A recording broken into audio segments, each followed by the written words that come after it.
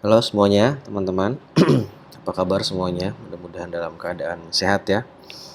Baik, sebelumnya saya mohon maaf karena hari ini ya rencananya harusnya saya bisa bersama dengan teman-teman, tapi ternyata ada agenda lain yang harus saya ikuti di luar UAD.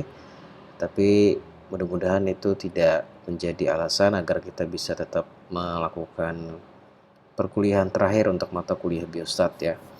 Jadi pertemuan terakhir ini kita akan seperti janji saya minggu lalu, kita akan melakukan workshop bersama untuk menyelesaikan uji regresi berganda dan juga logistik ya.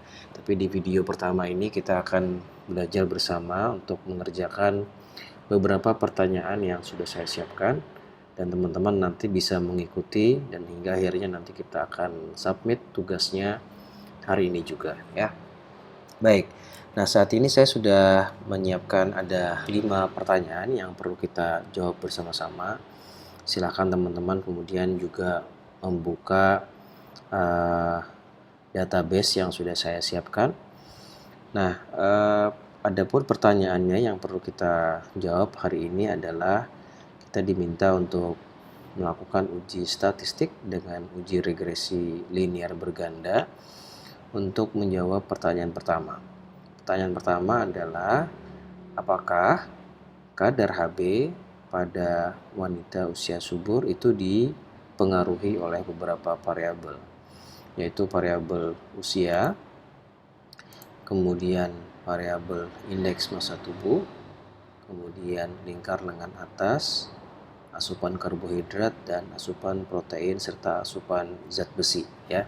Jadi kalau teman-teman lihat sekarang dari database yang baru saja kalian download mirip dengan database sebelumnya, tapi sekarang sudah saya tambahkan beberapa variabel lain ya, yaitu tentang asupan makanan ya, mulai dari karbohidrat, energi sampai zat besi. Nah, kemudian yang kedua kita akan membuat hasilnya dalam bentuk tabel. Kemudian yang ketiga adalah kita diminta untuk menentukan formula model yang tepat berdasarkan hasil uji regresi linear berganda tersebut. Harusnya teman-teman sudah paham ya ini tentang model prediksi yang kita buat nanti dari uji regresi linear berganda.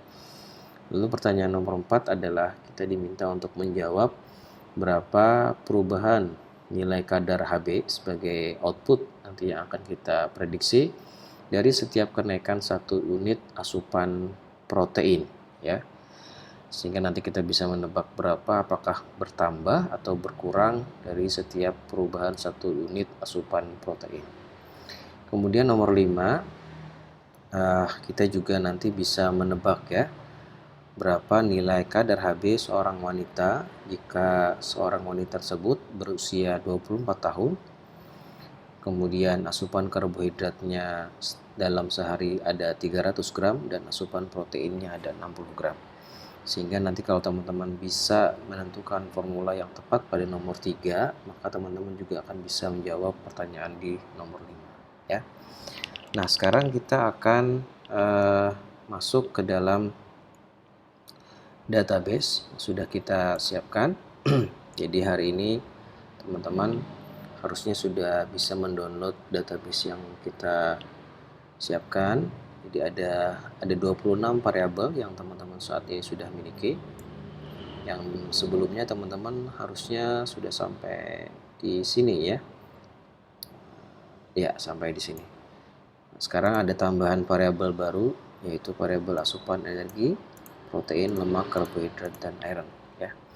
Nah, sekarang kita tadi pertanyaan di nomor pertama, di nomor 1 kita diminta untuk mengetahui apakah kadar Hb itu dapat dipengaruhi oleh beberapa variabel mulai dari usia, indeks massa tubuh, lingkar lengan atas, asupan karbohidrat, protein, dan juga zat besi ya.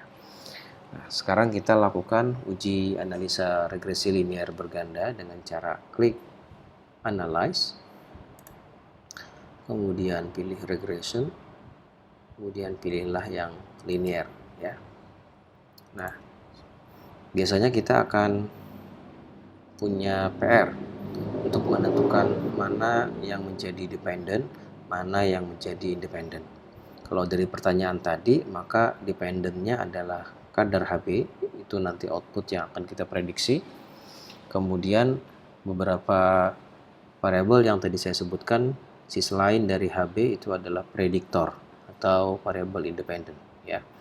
Mulai dari usia, teman-teman silahkan tambahkan usia, indeks massa tubuh, lingkar lengan atas, asupan karbohidrat dalam satuan gram, asupan protein dalam satuan gram, dan satu lagi teman-teman tambahkan adalah asupan zat besi ya.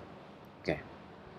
Kemudian pilih statistik, kemudian pilih estimates, Durbin-Watson, model fit, R-square change, deskriptif, kemudian yang terakhir adalah collinearity diagnostic ya. Beberapa item ini kita pilih, nanti kita akan gunakan ini sebagai untuk menguji prasyarat-prasyarat yang perlu kita pastikan sebelum kita nanti bisa menggunakan uji regresi linear berganda ya. Kemudian pilih plots. Nah, kita akan meminta SPSS untuk membuat gambar plots ya. Plots yang pertama adalah kita minta plot dengan y-aksisnya adalah dependent dan x-aksisnya adalah predictor ya. Nah, karena kemarin kita sempat menjelaskan bahwa salah satu asumsi yang harus dipenuhi dalam uji regresi linear berganda adalah antara variabel dependent Hb dalam hal ini dan prediktor-prediktor yang lain itu memiliki asumsi harus berhubungan secara linear ya, harus berhubungan secara linear. Kemudian plot yang kedua yang kita masukkan adalah garis y-aksisnya adalah standardized residue yang ini, kemudian x-aksisnya adalah standardized predictor ya. Nah, kemarin juga kita sebutkan bahwa salah satu juga prasyarat yang harus kita pastikan adalah antara residu atau nilai error itu tidak memiliki hubungan korelasi dengan prediktor ya, dengan variabel independen ya. Nanti kita akan buktikan dari hasil output grafik scatter plotnya, lalu kita nanti akan minta untuk menambahkan histogram dan juga normal probability plot untuk yang residu ya. Kita klik continue, lalu kita pilih metodenya. Kali ini kita menggunakan metode backward sehingga nanti teman-teman bisa melihat bagaimana statistik yang dilakukan oleh SPSS untuk menentukan dari 6 variabel yang kita masukkan, variabel mana nantinya yang akan direkomendasikan oleh SPSS yang paling besar berkontribusi terhadap kadar Hb pada wanita usia subur. Kita kemudian pilih oke. Ya. Nah, beberapa output saat ini sudah kita lihat. Lalu output pertama yang perlu kita pastikan adalah jumlah N-nya semuanya sudah sama. N ini menunjukkan bahwa populasi atau sampel yang kita masukkan ke dalam uji statistik ada 109 orang responden. Kemudian ini adalah rata-ratanya dan ini adalah standar deviasinya ya. Oke. Kemudian output berikutnya adalah kita diminta untuk memastikan bahwa salah satu prasyarat asumsi yang akan kita perhatikan sebelum kita menggunakan uji regresi linear berganda adalah antar variabel independen, antar variabel prediktor itu tidak boleh memiliki hubungan yang independen ya.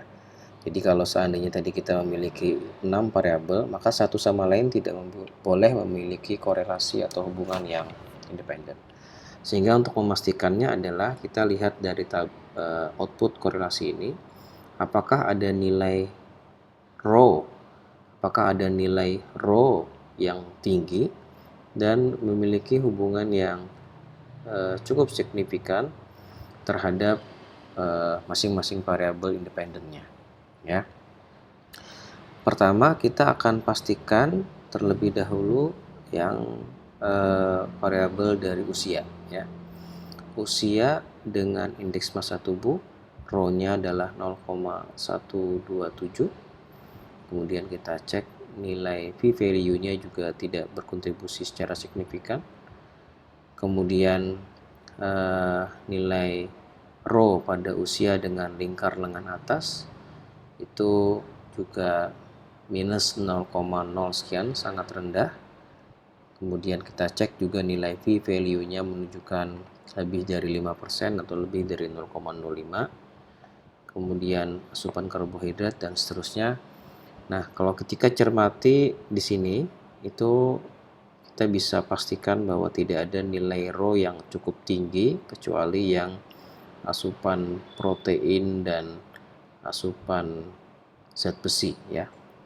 Nah, kita melihat di sini ada hubungan yang spesial ya antara asupan zat besi dan asupan protein ya. Kenapa spesial? Karena dia memiliki hubungan yang cukup signifikan yang dibuktikan dengan nilai rho-nya yang tinggi 0,8 dan memiliki hubungan yang signifikan ya. Korelasinya menunjukkan korelasi yang cukup signifikan. Karena nilai p-value-nya kurang dari 5%, maka kita menganggap bahwa asupan protein ini memiliki hubungan yang independen dengan variabel independen yang lain berupa asupan zat besi. Dan ini sesuai dengan teori kita bahwa asupan zat besi atau kadar besi di dalam darah itu juga dipengaruhi oleh asupan protein. Nah, karena kita tidak boleh memiliki variabel yang saling berhubungan dengan variabel yang lain, atau yang ini disebut dengan multi-collinearity, maka kita harus pilih salah satu untuk dieliminasi ya. Saya akan pilih asupan zat besi saja yang akan dieliminasi karena asupan zat besi ini seiring juga dengan asupan protein. Oleh karena itu pada SPSS saya akan mengganti asupan zat besi, kita eliminasi, lalu yang kita pertahankan adalah tinggal asupan proteinnya saja ya. Sekarang kita ulangi lagi regresi, pilih yang linear, kemudian yang asupan zat besinya kita keluarkan ya, lalu kita pilih oke kembali ya. Nah, sekarang kita sudah keluar hasil uji korelasi yang baru, hasil uji regresi linear berganda yang baru maksud saya. Kemudian kalau teman-teman lihat di sini nilai rho-nya sudah tidak ada lagi nilai rho yang menunjukkan lebih dari 0,8 yang menunjukkan korelasi yang kuat. Walaupun di sini ada hubungan antara asupan protein dan asupan karbohidrat yang cukup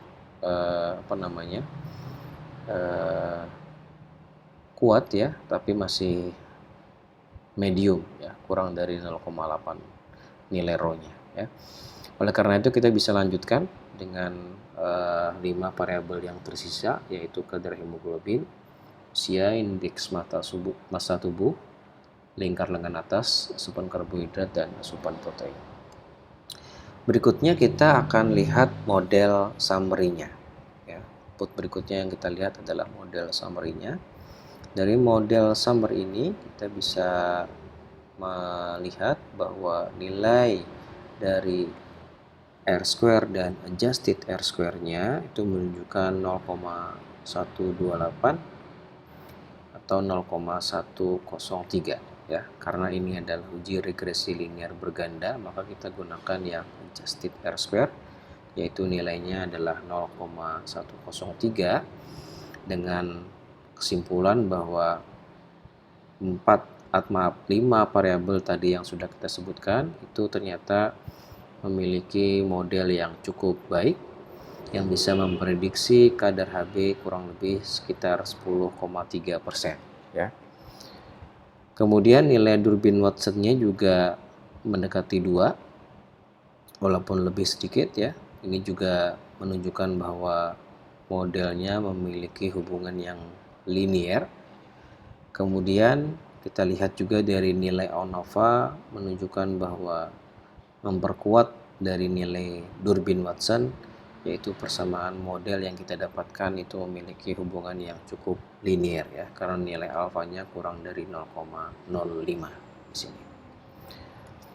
Nah, yang tidak kalah penting berikutnya adalah kita harus pastikan bahwa di bagian koefisien ini teman-teman bisa melihat nilai uji collinearity diagnostik itu tidak ada yang kurang dari 0,4, artinya menunjukkan bahwa dari variabel independen yang kita miliki saat ini itu tidak ada variabel yang berhubungan satu sama lain dengan variabel independen lainnya secara signifikan.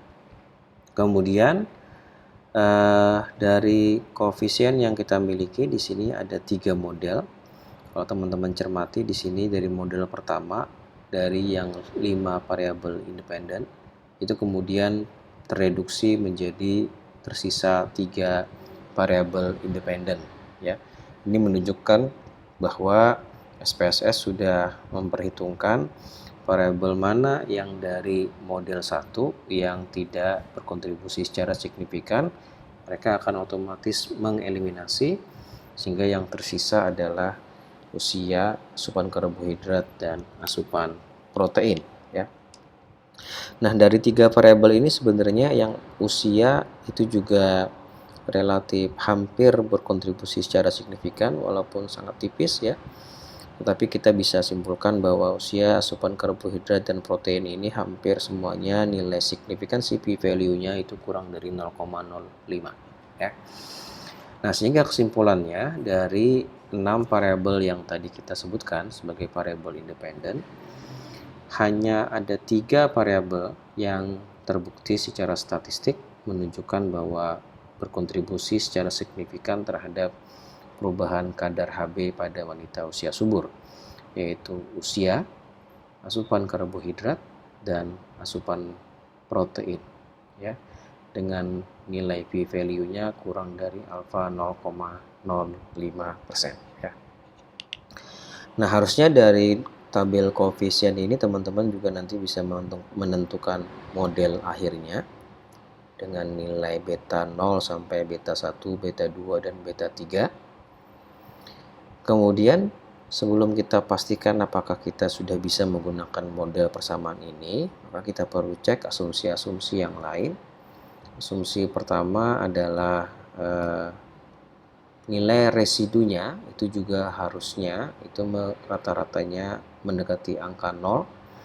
Kalau kita lihat di sini nilainya hampir bulat 0 ya, tetapi ini ada sekitar 0,0015, jadi sangat kecil, bisa diabaikan, sehingga kita bisa menyimpulkan bahwa nilai residunya itu mendekati angka 0 ya.